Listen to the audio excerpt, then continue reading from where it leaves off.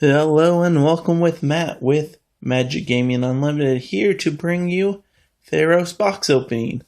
I decided to do my box openings in 3 parts, 12 packs per box. I already cut the side on this box to make it easier to open.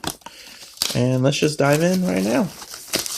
So I'm really excited I finally got it in. It got delayed by the mail, which made me a little worried, but looks like it's all good.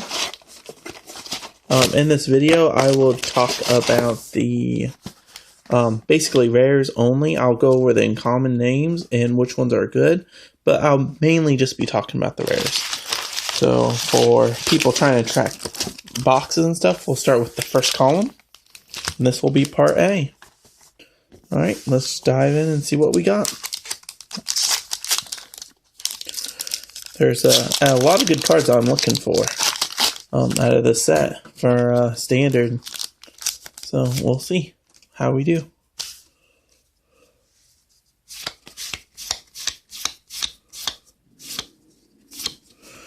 Alright, forgive me for the names because I'm not that good. The first uncommon, Heliod's Emissary. Magma Jet, which is one I was looking forward to opening. It's one of the better uncommons in the set. So we'll set that aside. Coordinated Assault.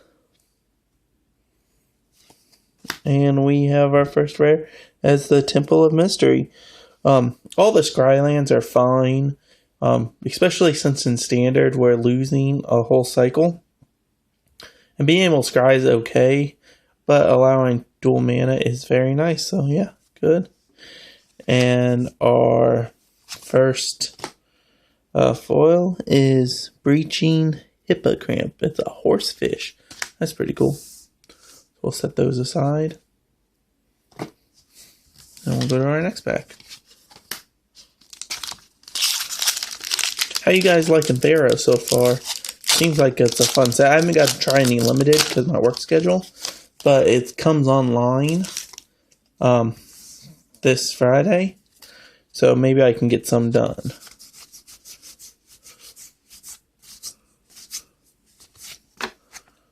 Okay, we have Stone Chuck Giant, Fantic of Malgus, which this guy I seen do some real good work on the Star City Games open series, just in the mono red decks, especially with like Boros Reckoners and Ash Zealots and stuff. So it looks like a good one. Prowler's Helm. And our rare is Boon's Satyr, which is a fine card. It's a 3-cost 2 or a 4/2 with flash that is good on its own. Bestows kind of weaker, I feel, on this creature, just because the +2 for toughness isn't that great, but it's still a good rare. Go to our next pack.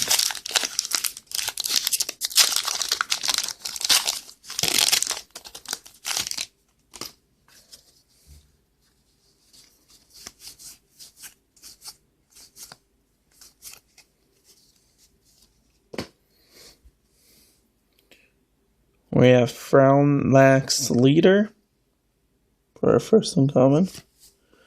Then Ordeal of Porphyros. Dark Betrayal, and our first mythic of the box, Master of Waves. He costs blue 3 for a 2/1 protection from red. Elemental creatures you control get +1/+1.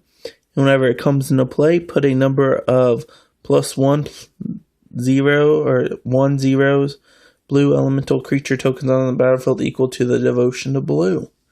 So I heard talk about this guy being viable for modern in the Merfolk decks. Being pro red is actually a huge boost to standard right now, just because most of our removal is red, so as a fine mythic to open.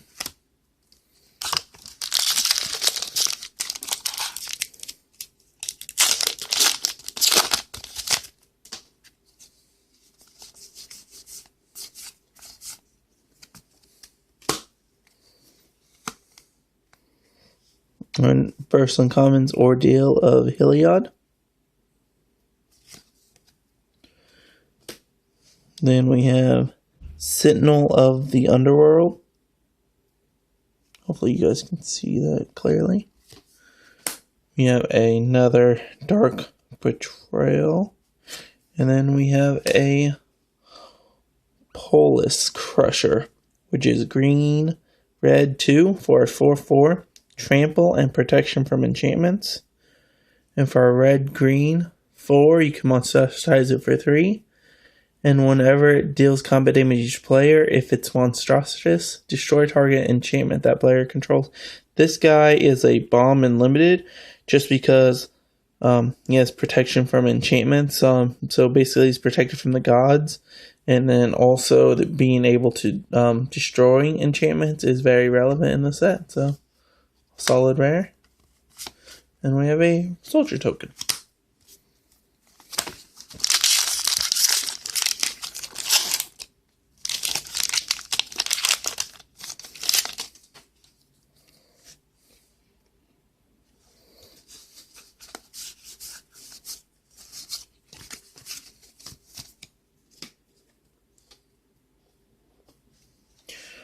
Our first uncommon is Glare of History, or Heresy, Ouroboros Emissary,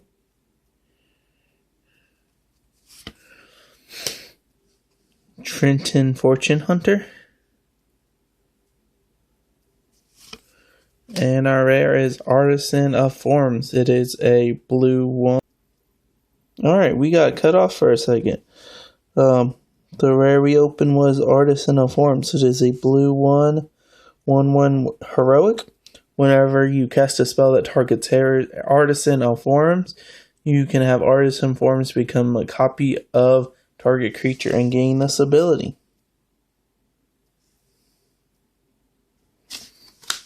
So not a bad one.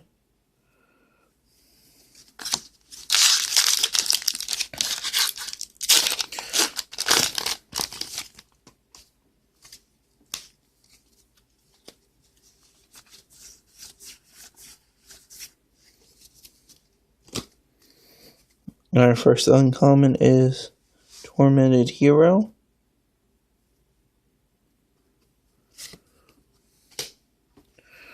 We have a Horizon Scholar. See if I can get that to focus better.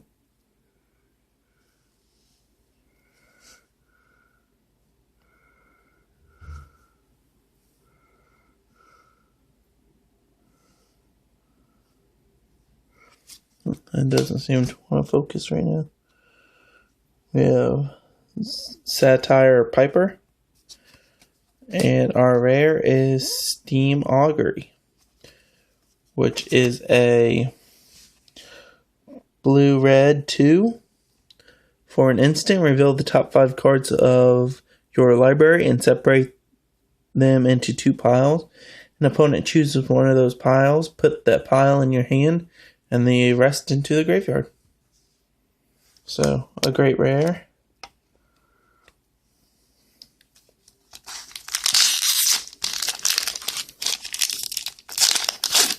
I would like to see it in like a Grixis style control deck.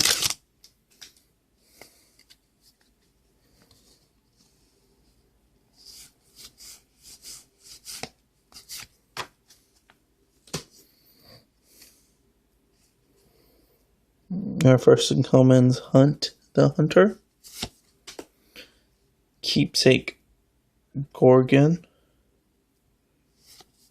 Sealock Monster, and our rare is Gift of Immortality. It is a white 2 enchantment, enchant creature. Whenever the enchanted creature dies, return that card to the battlefield under its owner's control.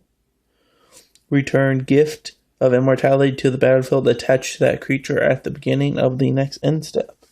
I actually think this card sees a lot of potential. I want to see it in Modern with like a Geistes themed draft kind of control deck running it, just because creatures with hexproof makes it extraordinarily hard to get rid of.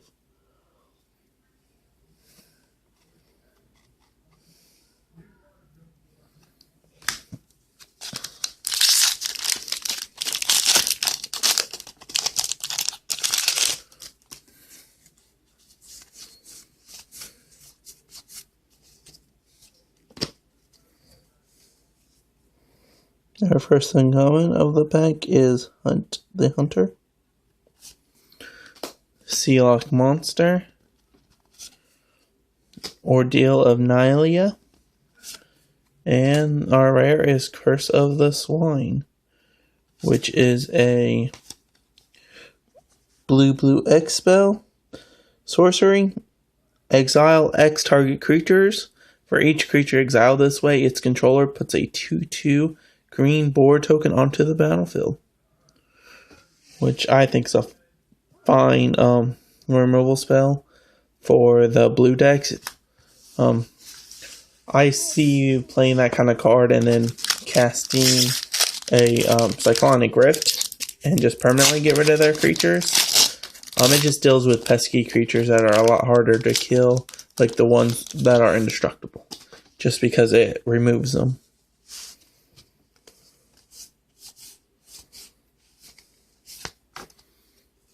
Next pack, we have Chronicler of Heroes, Artisan's Sorrow, Thalia's Emissary, and the rare is Shipbreaker Kraken. It costs blue 4 for a 6/6, and it has blue 6, Monstrous 4. Whenever it becomes Monstrous, tap up to 4 target creatures. Those creatures don't untap during their controller's untap step for as long as I control Shipbreaker Kraken.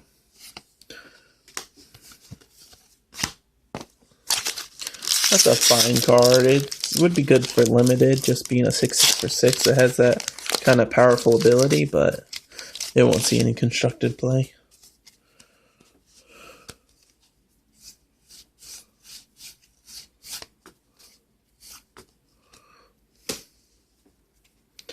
Our first uncommon is Battle-Wise Hoplet,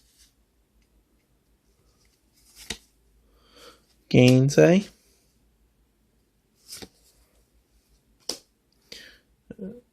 Evangel of Heliod, and then we have Temple of Abandoned, which is the green-red Scryland. So not a terrible way to start the box. We get 2 lands and 1 mythic.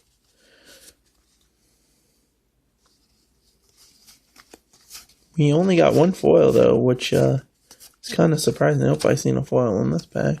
I didn't see what it was though. I was about to say, we need more foils. Our first uncommon is Destructive Rivalry, or Rivalry, Prowler's Helm,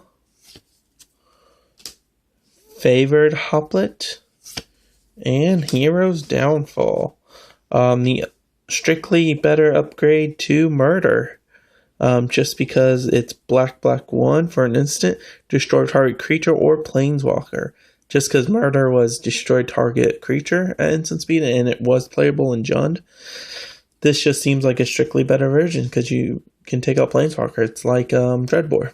So good, and we got a foil forest. Woo! And for our last pack for this segment,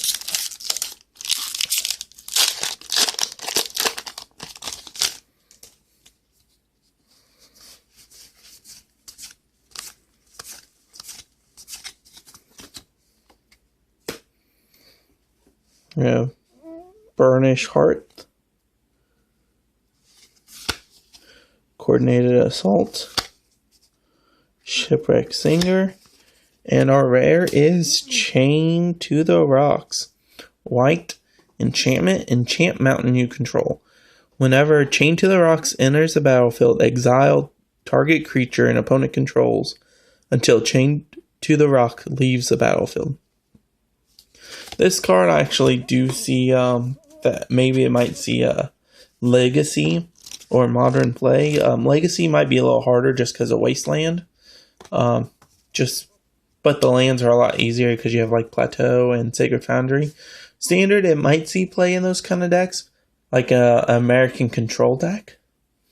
So it's pretty exciting to see though, and I think it actually shows a lot of potential. Well, I hope you guys enjoyed part 1 of the first box opening. And tell me what you guys think. Any of these cards are exciting to you? Let me know. Most of them will be going on eBay, all the ones I don't need. So please check out my eBay and help support that. Otherwise, what I might do, if people are suggesting, I might, anything I open on the channel, I might just go into a trade binder and have an open trade binder on my channel. Just let me know your thoughts on that, because until I know, I'll keep all these cards current. But thank you, and stay forward looking for part 2 coming up. All right, thanks. Have a good day.